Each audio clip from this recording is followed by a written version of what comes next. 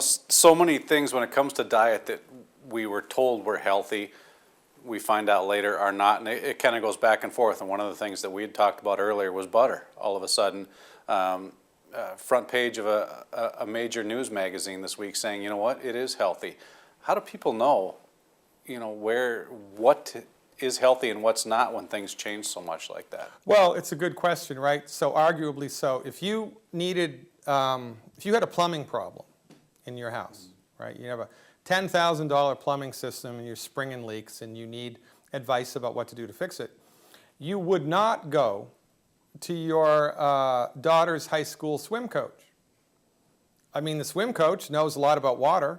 They're in water all day long and they know certain things about water that a lot of other people don't. But even though they're in water and they know a lot about water all day long, they're the wrong person to talk to about plumbing, even though plumbing is associated with water. Right? So you need the right person for the right job. The problem that we have here is that the MDs and the pharmaceutical industry, because they have co-opted the medical market here in the free world,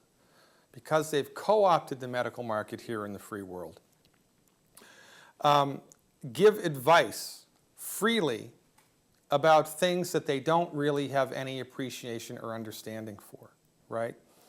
In the same way that you wouldn't go to your high school swim coach to figure out your plumbing, going to an MD to get advice about food and nutrition is a bad idea because that's not their wheelhouse. But we've gone to these people for the last 100 years because the pharmaceutical industry has trained us to believe that anybody who has an MD after their name has a secret decoder ring that gives them knowledge about everything.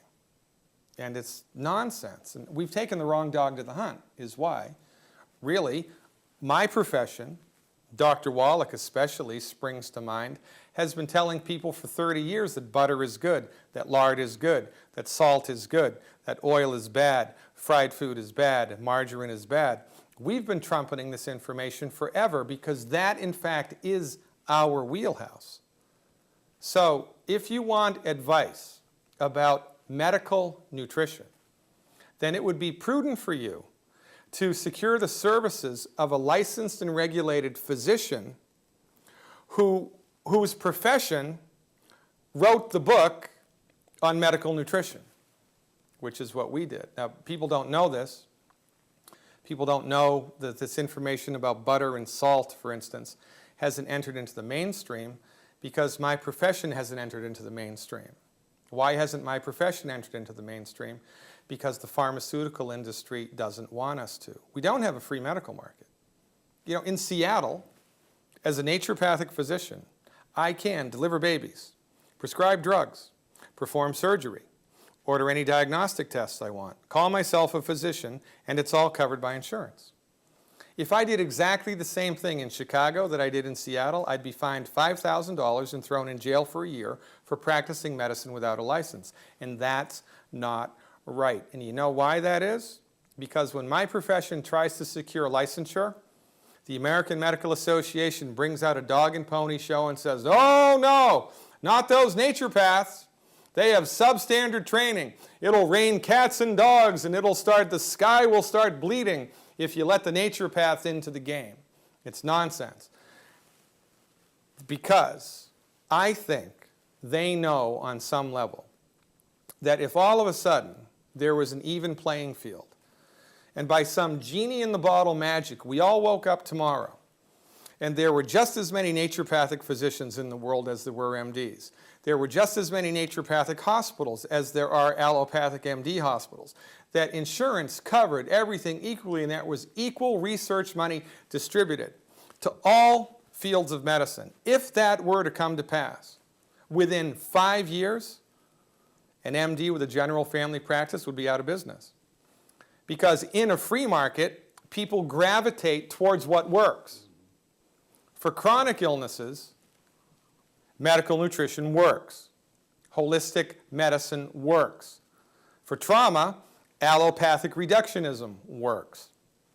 If I was the king of the world, it would be illegal for MDs to treat chronic disease. I mean, we don't go to chiropractors for open heart surgery, and rightly so. nor should we go to an MD for anything concerning a chronic disease. And people don't know about medical nutrition because the profession that knows about medical nutrition has been kicked off the bus of medicine. It happened in the 1920s with the Flexner Report in the United States. And so we're slowly starting to make our way back, and that's why, 30 years after we've been telling people butter is good, all of a sudden it's mainstream and it's like, oh my God. That's simply because of politics and power.